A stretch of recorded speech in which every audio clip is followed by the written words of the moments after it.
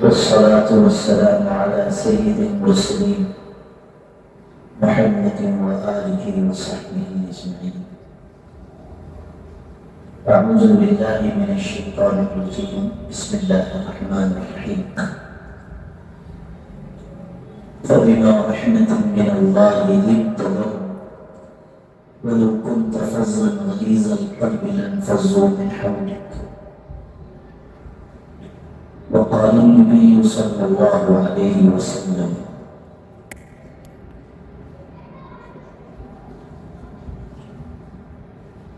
ألا أنبئكم بخياركم؟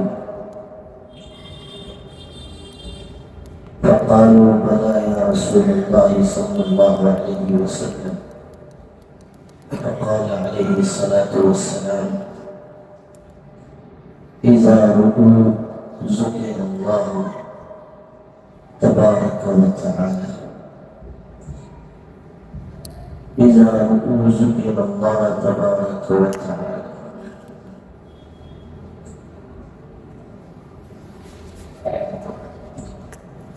قابل احترام بھائی،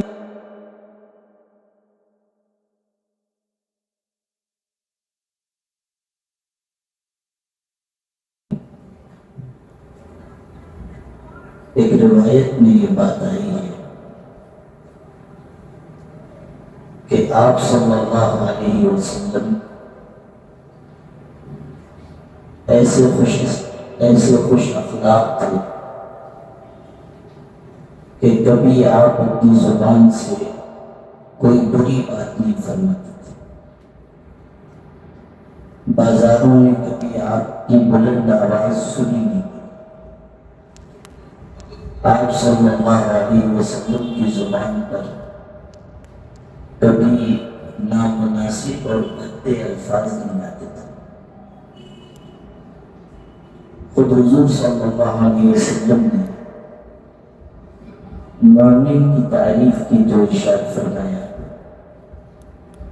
مومن تانا دینے والا نہیں ہوتا، لعنت کرنے والا نہیں ہوتا، بری بات اپنی زبان سے نکالنے والا نہیں ہوتا. مومن ایسا نہیں ہوتا کہ وہ نامناسب بات یا بے حیائی کی بات اپنی زبان سے کہے.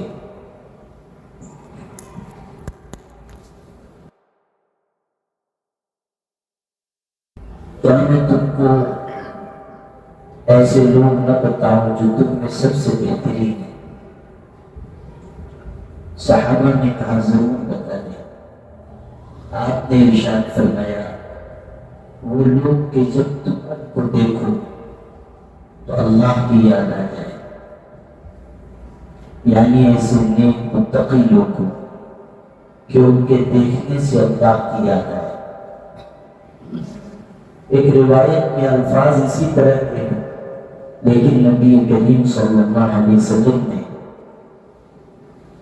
جواب میں یہ ارشاد فرمایا کہ تم نے جو سب سے زیادہ بہترین اخلاق والے لوگ ہیں وہ سب سے بہترین لوگ، احاسنکم اخلاق، جن کے اخلاق سب سے بہترین ہیں وہ سب سے بہترین لوگ. پھر آپ نے پوچھا کہ تم میں سب سے بدترین لوگ کون ہیں؟ کیا بتاؤں؟ سب سے بدترین لوگ کون ہیں؟ پہلے سوال کیا بہترین افراد کون، اور جواب میں ارشاد فرمایا دو روایت. ایک میں یہ کہ جن کو دیکھ کر اللہ کی یاد آئے، اور ایک روایت میں یہ ہے کہ جو تم میں سب سے بہترین اخلاق والے ہیں وہ سب سے اچھے لوگ ہیں. پھر پوچھا کہ تم میں سب سے بدترین لوگ کون ہیں؟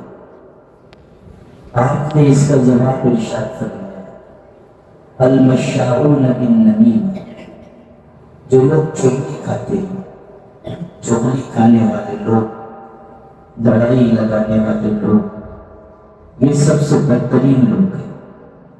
المفسدون بین الاحبہ، دوسری بات ارشاد فرمائی، وہ لوگ جو محبت کرنے والوں کے درمیان دراڑ پیدا کرتے ہیں، محبت کرنے والے لوگوں کے درمیان اختلاف ڈالتے ہیں، میاں بیوی کے درمیان اختلاف ڈالتے ہیں، دوستوں کے درمیان اختلاف ڈالتے ہیں، رشتہ داروں کے درمیان لڑائی لگاتے ہیں۔ جو محبت کرنے والے ہیں ان کے درمیان جھگڑا کرانے والے لوگ، تعلقات کو خراب کر دینے والے لوگ سب سے بدترین ہیں۔ اور تیسری بات ارشاد فرمائی، الباغون للبراء العنت، یعنی جو لوگ بری ہیں، معصوم ہیں، معصوم کا مطلب یہ قصور ہے، ان کے لیے خامی اور عیب تلاش کرنے والے ہیں، یعنی جن کے کوئی غلطی نہیں، جن کا کوئی قصور نہیں، ان کے لیے کوئی ایسا کمزور گوشہ تلاش کرنے والے جس کو لے کر ان کا بدنام کریں۔ ایسے لوگ سب سے بدترین لوگ ہیں۔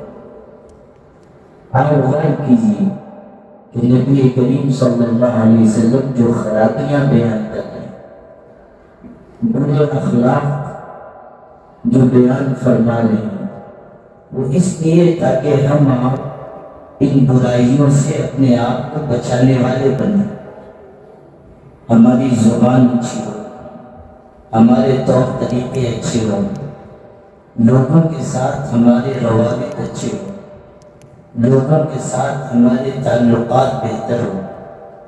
اگر ہم کسی کو نفع نہ پہنچا سکیں تو کم سے کم ہم کسی کو نقصان بھی نہ پہنچائیں، کسی پر عیب نہ لگائیں، کسی کو دل نہ دکھائیں، کسی کے اندر اگر کوئی عیب ہے، خرابی ہے تو پھر پردہ پوشی سے کام لیں، لوگوں کے ساتھ نرمی کا برتاؤ کریں، سختی سے پیش نہ آئیں۔ قرآن پاک میں حضرت نبی کریم صلی اللہ علیہ وسلم کی شان بیان بھی، فَبِمَا رَحْمَةٍ مِّنَ اللَّهِ لِنْتَ لَهُمْ، اللہ کی رحمت کی وجہ سے آپ لوگوں کے لیے نرم ہوں گے۔ حضور کے بارے میں کہا جا رہا ہے کہ اللہ کی رحمت کی وجہ سے آپ لوگوں کے لیے نرم ہوں گے۔ وَلَن كُنْتَ فَظًّا غَلِيظَ الْقَلْبِ لَانفَضُّوا مِنْ حَوْلِكَ، اگر آپ سخت ہوتے، آپ کا دل سخت ہوتا تو لوگ آپ کے ارد گرد نہ ہوتے۔ انسان نرمی اور اخلاق کے ساتھ لوگوں سے پیش آئے۔ حدیث پاک میں یہ بات ہے کہ تم اپنے مال کے ذریعے سارے لوگوں کو خوش نہیں کر سکتے ہو، سارے لوگوں کا دل نہیں جیت سکتے۔ آدمی کے پاس اتنا مال کہاں ہے کہ وہ ہر ایک پر خرچ کرے، لیکن ارشاد فرمایا کہ تم اپنے اخلاق کے ذریعے لوگوں کا دل جیت سکتے ہو۔ اگر تمہارے اندر حسن اخلاق ہوگا، اچھی طرح لوگوں سے پیش آنا، بیمار کی عیادت کرنا، غریبوں کا خیال رکھنا، رشتہ داروں کے ساتھ اچھا سلوک کرنا، راہ چلتے ہوئے لوگوں کے لیے بھی بھلے الفاظ کہنا، کوئی اختلاف کی بات ہو جائے اس وقت تحمل کر لینا، غصے کو دبا لینا، یہ سب ایسی چیزیں ہیں کہ جن کے ذریعے انسان لوگوں کے دلوں میں گنجائش پیدا کرتا ہے، اس کے لیے لوگوں کے دل میں محبت آتی ہے۔ ایک حدیث میں یہ بات بھی ہے کہ حسن اخلاق ایسی چیز ہے کہ امید ہے کہ اس کے ذریعے دنیا اور آخرت دونوں کی بھلائی حاصل کی جا سکے، دنیا کی بھی بھلائی اور آخرت کی بھی بھلائی۔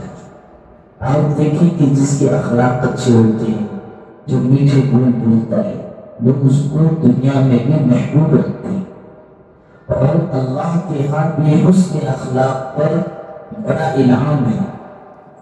حسن اخلاق والا انسان اگر رات کی عبادت نہیں کر رہا ہے، دن کو روزہ نہیں رکھتا ہے، کچھ لوگ ہوتے ہیں جن کو اللہ توفیق دیتا ہے راتوں کی عبادت کرتے ہیں، دن میں روزے رکھتے ہیں، اللہ کے لیے مشقت اختیار کرتے ہیں۔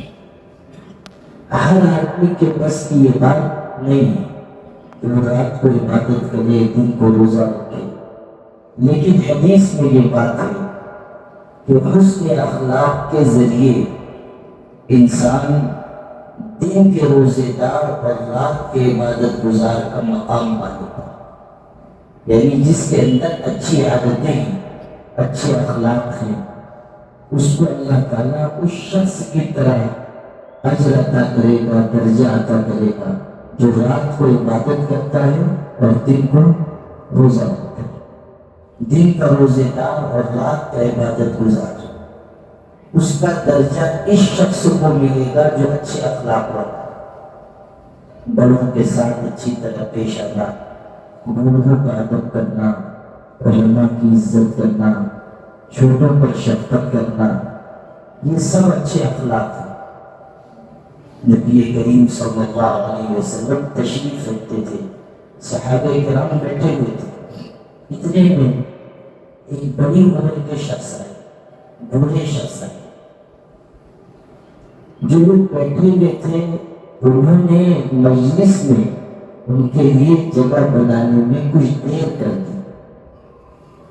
ایک آدمی آ رہا ہے، بوڑھا شخص ہے، جو لوگ پہلے سے بیٹھے ہوئے تھے انہوں نے جلدی ان کے لیے جگہ نہیں بنائی۔ نبی کریم صلی اللہ علیہ وسلم نے اس پر ٹوکا، آپ کو یہ بات اچھی نہیں معلوم، جو لوگ بیٹھے ہوئے تھے آپ نے ان سے کہا سنو، جو شخص ہمارے بڑوں کا ادب نہیں کرتا اور ہمارے چھوٹوں پر شفقت نہیں کرتا وہ ہماری جماعت سے تعلق نہیں رکھتا۔ آپ غور کیجیے، آپ تعلیم دے رہے ہیں کہ اگر کوئی بوڑھا شخص ہے، اس کی عمر زیادہ ہے، وہ عالم نہیں ہے، وہ حافظ نہیں ہے، اس کو کوئی دینی مقام منصب حاصل نہیں ہے، لیکن صرف اس لیے کہ اس کی عمر زیادہ ہے اس کا احترام کرنا ہے، اس کا ادب کرنا ہے، اس کی رعایت کرنا ہے۔ یہ ہمیں نبی کریم صلی اللہ علیہ وسلم سکھا رہے ہیں کہ بڑی عمر کا کوئی آدمی ہے تم اس کی عزت کرو، تم سے عمر میں چھوٹا ہے تم اس کے اوپر شفقت کرو، محبت سے پیش آؤ۔ یہ نہیں کہ آپ بڑے ہو گئے، آپ کی عمر زیادہ ہو گئی تو اب آپ ہر چھوٹے کو ڈانٹ رہے ہیں، ہر چھوٹے کو آپ تنبیہ کر رہے ہیں۔ بعض بڑے بوڑھے ایسے ہوتے ہیں کہ جن کا مستقل کام یہی ہے ڈانٹنے ڈپٹنے کا، یہ صحیح طریقہ نہیں۔ آپ اگر بوڑھے ہیں، عمر دراز ہیں، آپ بھی گائے کے احترام دیں، لیکن آپ کی بھی ذمہ داری ہے کہ اپنے چھوٹوں پر شفقت کریں۔ بچے مسجد میں آگے ان کے ساتھ اچھا سلوک کریں، کسی چھوٹے سے کوئی غلطی ہو گئی معاف کر دیں، کہیں ڈانٹنا ضروری ہے تو اس طرح ڈانٹیں کہ اس کا دل نہ ٹوٹے، اس طرح تنبیہ کریں کہ غلطی کی اصلاح ہو جائے، لیکن وہ یہ محسوس نہ کرے کہ کوئی ہماری عزت نہیں کرتا، کوئی ہمارا خیال نہیں رکھتا۔ ماں باپ کی بھی یہ ذمہ داری ہے، اولاد کو تنبیہ کریں لیکن شفقت اور محبت بھی دیں، ان کے ساتھ بھلا سلوک کریں، ان کی رعایت کریں۔ حضرت نبی کریم صلی اللہ علیہ وسلم تشریف رکھتے تھے، آپ نے اپنے نواسے حضرت حسن حسین کو گود میں لیا اور آپ نے ان کو چوما، پیار کیا۔ آپ کی عادت تھی، آپ نواسوں کو پلاتے تھے، چھوٹے بچے اور بھی آتے تھے، صحابہ کرام کے بچے، آپ ان کو بھی گود پہ لیتے تھے، ان کو بھی پیار کرتے تھے۔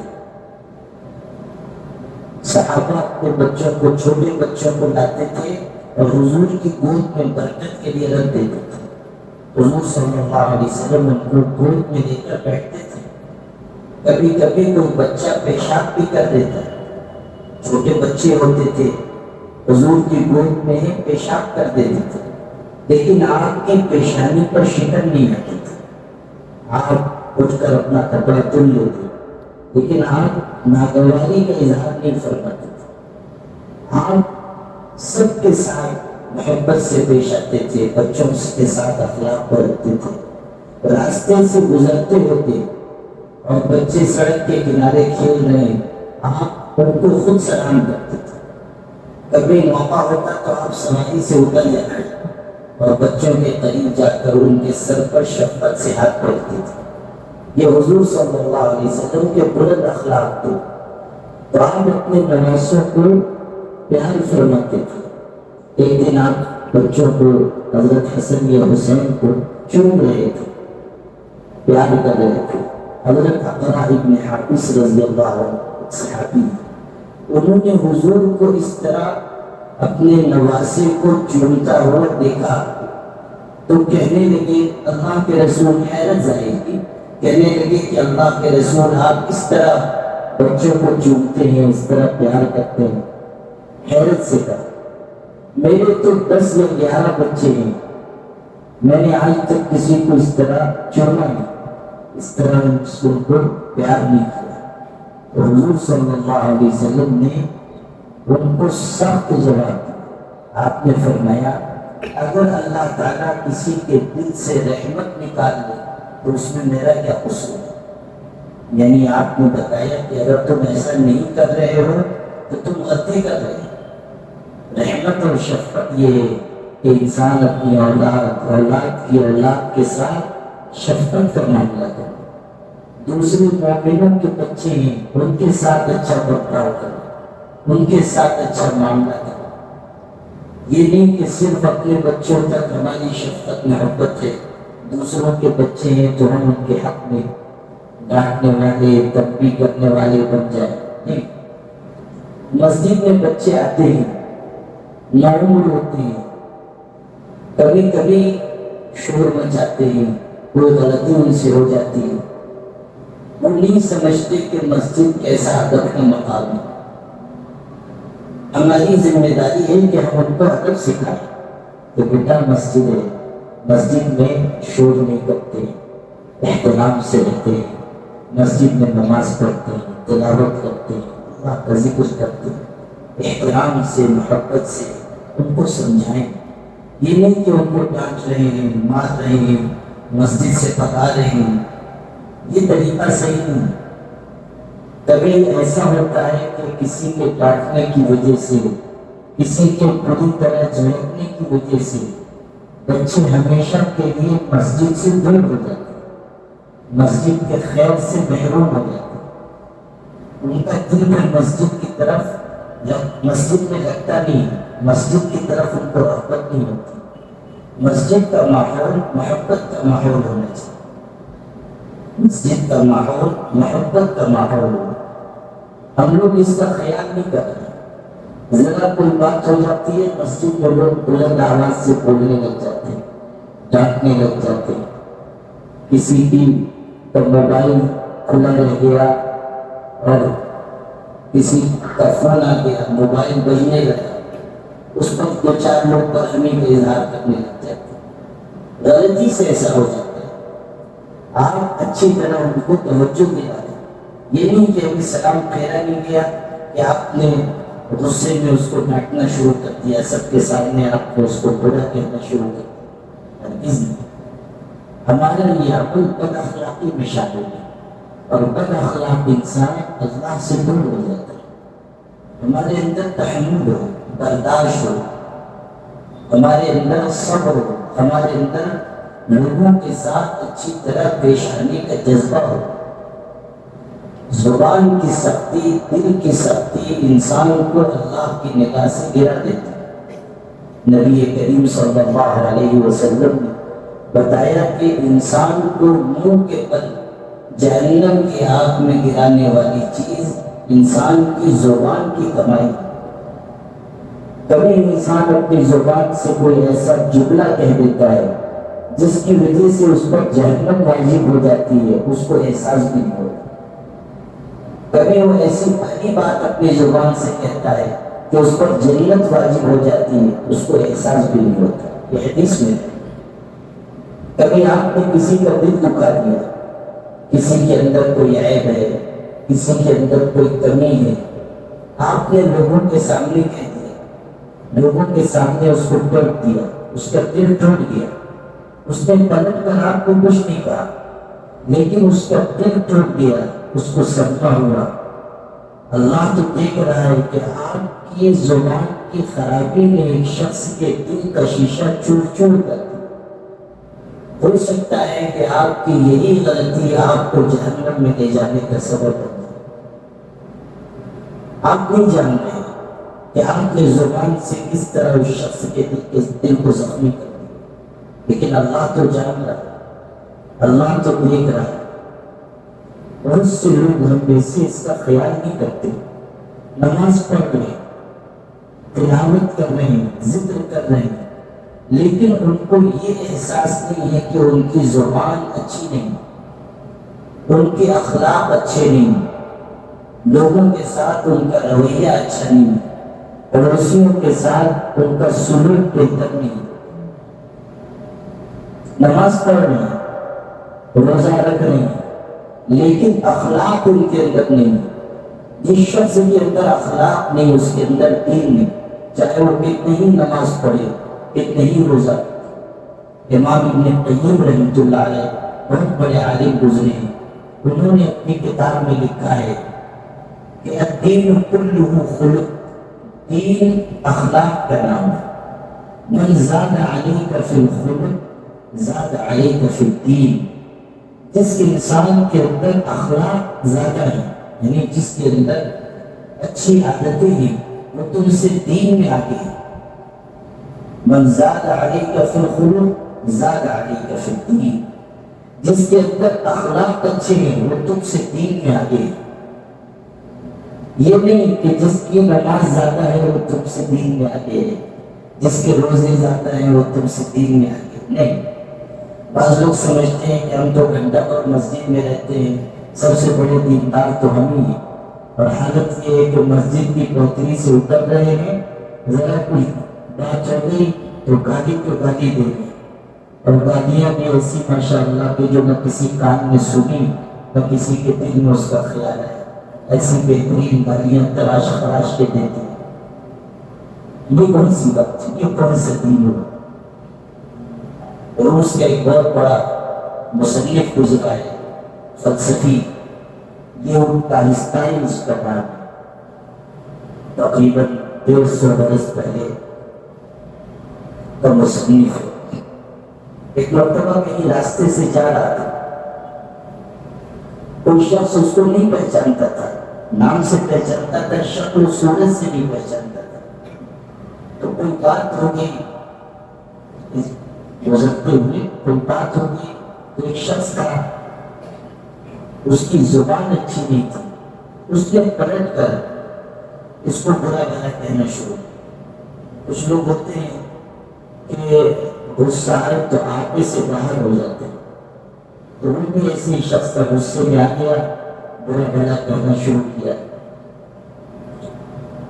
وہ اتنا بڑا مصنف، مفکر، فلسفی تھا، وہ سنتا تھا، جب یہ ساری اپنی بات کہہ چکا، تم ایسے ہو، تم ایسے ہو، تم فلاں ہو، تو اس نے آخر میں کہا، جب یہ چپ ہوا تو اس نے کہا کہ میرا نام نیو ٹالسٹائی ہے، اپنا تعارف کرائے۔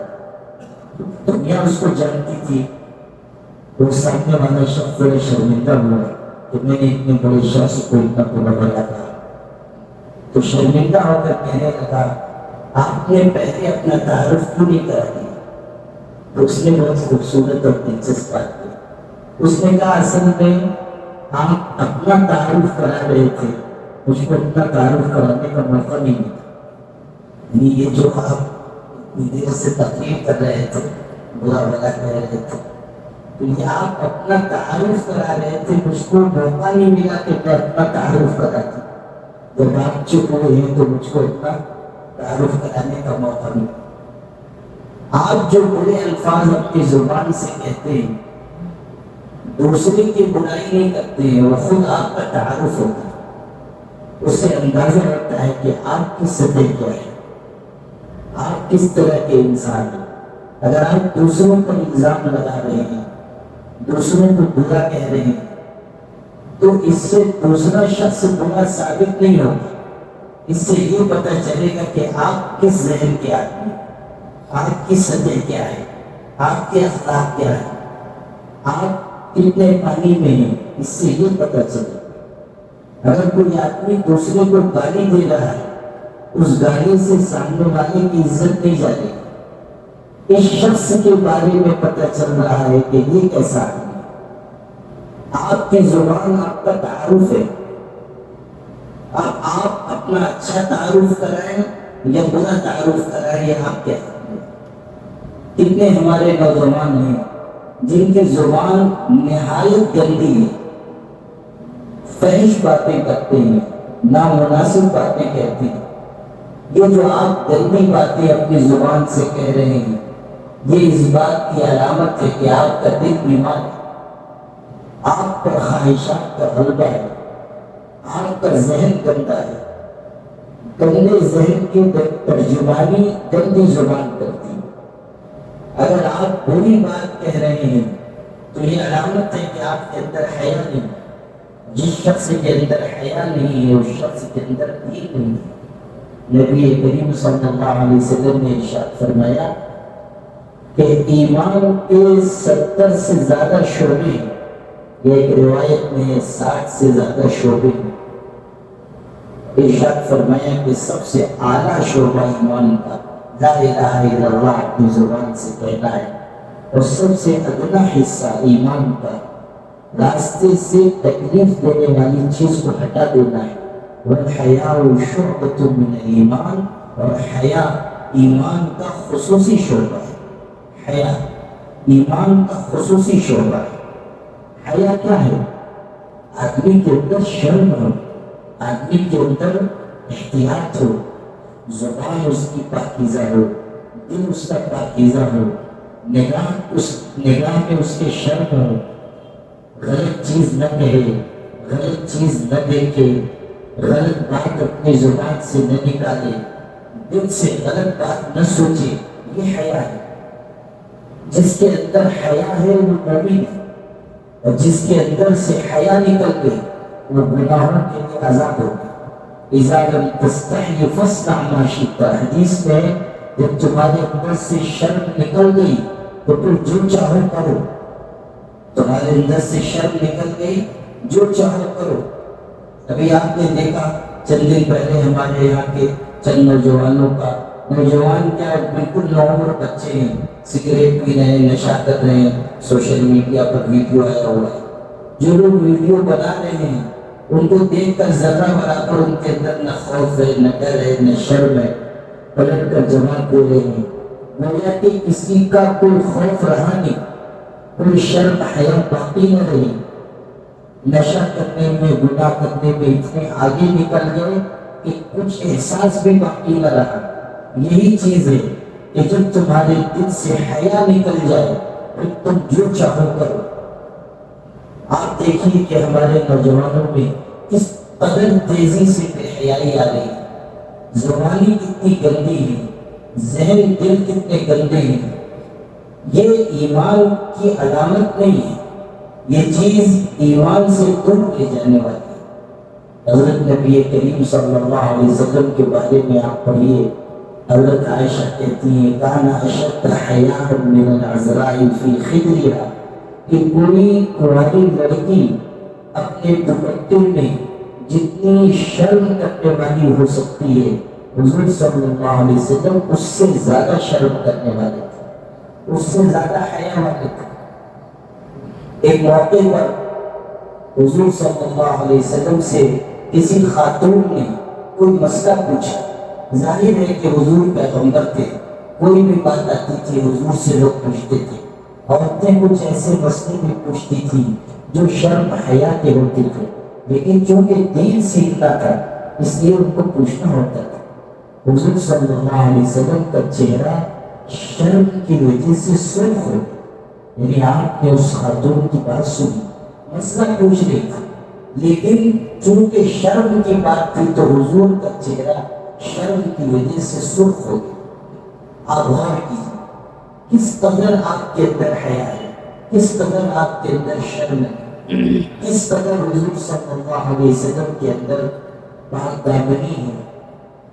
یہ امت کو سکھایا گیا کہ جب تمہارے پیغمبر حیا والے ہیں تو تم بھی حیا والے بنو، تمہارے اندر بھی شرم آئے، تمہارے اندر بھی عفت طہارت پاک دامنی آئے۔ ہماری نوجوان نسل کا بہت بڑا المیہ اس وقت بے حیائی کے کام، بے حیائی کی باتیں، شرم حیا سے اپنے آپ کو الگ کر لینا ہے۔ یہ چیز ایسی ہے جو ہمارے آپ کے لیے سخت فکر اور تشویش کی ہے۔ نئی نسل کو اگر اس راستے پر جاتا ہوا ہم دیکھتے رہے تو جانے کی ہم نے فکر نہ کی تو اللہ کے ہاں ہماری پوچھ ہو، ہمارے دل میں درد ہو کہ ہم کس طرح اپنے نوجوانوں کو بچائیں، غلط راستوں سے حفاظت کریں، صحیح راستے پر ان کو چلائیں۔ تو میرے بھائیوں، جو بات میں آپ سے عرض کر رہا ہوں یہ کہ ہم لوگ اس کی کوشش کریں کہ ہمارے اندر اچھے اخلاق آئیں، برے اخلاق سے ہم اپنے آپ کو بچائیں، سختی سے، بد زبانی سے، بد نگاہی سے، لوگوں کو تکلیف پہنچانے سے، لوگوں کے ساتھ برا رویہ برتنے سے، فحش کلامی اور بری باتیں اپنی زبان سے کہنے سے اپنے آپ کو بچائیں۔ اسی میں ہماری کامیابی ہے، اسی میں ہمارے لیے حفاظت ہے۔ اور یہ بھی یاد رکھیے کہ اچھے اخلاق حاصل کرنے کے لیے محنت کرنی پڑتی ہے، برے اخلاق سے بچنے کے لیے بھی انسان کو محنت کرنی پڑتی ہے۔ آپ غور کیجیے کہ جب نبی کریم صلی اللہ علیہ وسلم یہ فرما رہے ہیں کہ چغلی کرنے والے، محبت کرنے والوں کے درمیان جھگڑا لگانے والے، بے قصور لوگوں کے عیب تلاش کرنے والے لوگ سب سے بدترین لوگ ہیں۔ اگر خدا نہ خواستہ ہمارے اندر ان میں سے کوئی ایک بھی خرابی ہے تو ہم برے انسانوں کی ایک عادت اپنے اندر لے کر پھر لیں، اور اگر ساری چیزیں جمع ہو جائیں تو حضور کے کہنے کے مطابق ہم سب سے بدترین لوگ ہیں۔ کتنے لوگ ہیں جو چغلی کرتے ہیں، کتنے لوگ ہیں جو محبت کرنے والوں کے درمیان انتشار پیدا کرتے ہیں، کتنے لوگ ہیں جو علماء، امام، مؤذن ان کے پیچھے لگ جاتے ہیں اور کوئی ان کو باقی نہیں ہے، صرف وہ عیب تلاش کرتے ہیں۔ مکھی کو آپ نے دیکھا ہوگا، وہ جب بھی بیٹھے گی ہمیشہ ناپاک چیز پر بیٹھے، گندی چیز کی تلاش میں رہے گی۔ اسی طرح بعض لوگوں کی فطرت مکھی کی ہوتی ہے کہ ساری اچھی چیزوں اور خوبیوں کو چھوڑ کر ان کی نگاہ ہمیشہ خامی کی طرف جاتی ہے، ہمیشہ برائی کی طرف جاتی ہے۔ کائنات میں سب سے زیادہ ٹیڑھی گردن جس جانور کی ہے وہ اونٹ ہے، لیکن وہ کبھی منہ پھیر کر اپنی ٹیڑھی گردن کو نہیں دیکھ پاتا، وہ دوسروں کی گردنیں دیکھتا ہے، اپنی گردن نہیں دیکھتا جو کائنات میں سب سے ٹیڑھی گردن ہے۔ ایسے ہی کچھ لوگ ہوتے ہیں کہ جو اپنی خامیاں نہیں دیکھتے، اپنی غلطیاں نہیں دیکھتے، ان کی نگاہ ہمیشہ دوسروں کی خامی پر پڑتی ہے، دوسروں کا عیب تلاش کرتے ہیں، دوسروں کے قصور کی تلاش میں رہتے ہیں۔ عیب جوڑی ان کا کام ہے، عیب جوڑی یعنی لوگوں کے عیب جمع کرنا، عیب چننا، عیب کی تلاش کرنا۔ وَيْلٌ لِكُلِّ ہُمَزَةٍ لُمَزَةٍ، ایسے لوگوں کے بارے میں قرآن میں آیا ہے کہ ان کے لیے ہلاکت، تباہی اور بربادی، عیب چننے والوں کے لیے، تانا دینے والوں کے لیے، لوگوں کو برا کہنے والوں کے لیے۔ کسی کے اندر کوئی عیب ہے، ہماری یہ ذمہ داری ہے کہ ہم عیب کو چھپائیں، نہیں کہ ہم عیب کو ظاہر کریں۔ ایک برا شخص تھا، اس کی کمر جھک گئی تھی، ایک برا شخص بڑھاپے کی وجہ سے اس کی کمر ٹیڑھی ہو گئی تھی۔ ایک شخص راستے سے گزر رہا تھا، وہ بوڑھا بھی گزر رہا تھا. اس شخص نے اس بوڑھے کو دیکھ کر تانا دیا، طنز کیا. قبر ترچھی ہو گئی تھی تو اس نے اس بوڑھے سے کہا کہ بڑے میاں یہ کمان تم کو کہاں سے حاصل ہو؟ ترچھی ہو کر کمان کی طرح ہو گیا. بوڑھا شخص قبر جھک گئی. تو یہ کمان تم کو کہاں سے مل گئی؟ اس شخص نے اس کے طنز کو محسوس کر کے ایسی خوبصورت بات پلٹ کر کہی. کہنے لگا کہ تم بنائی جانے والی چیز پر کا مذاق اڑا رہے ہو یا بنانے والے کا مذاق اڑا رہے ہو؟ یعنی تم میرا مذاق اڑا رہے ہو یا اللہ تعالیٰ پر عیب لگا رہے ہو جس نے مجھ کو پیدا کیا؟ یہ حالت تو اللہ کی طرف سے آئی ہے. میں نے اپنے ہاتھ سے اپنی کمر ٹیڑھی نہیں کی. اگر کسی کے اندر کوئی عیب پیدا ہوا، کوئی خامی ہو گئی، کوئی جسمانی معذوری پیش آ گئی، اللہ کی طرف سے. انسان کو اس عیب کی وجہ سے، اس خامی کی وجہ سے کسی کو تانا نہیں دینا چاہیے، کسی کا دل نہیں دکھانا چاہیے. کوئی نابینا ہے، آپ اس کو تانا دے رہے ہیں. کسی کا ہاتھ پیر نقص ہے، آپ اس کو تانا دے رہے ہیں. اس مخلوق کا مذاق نہیں ہے، یہ خالق کا عیب ہے.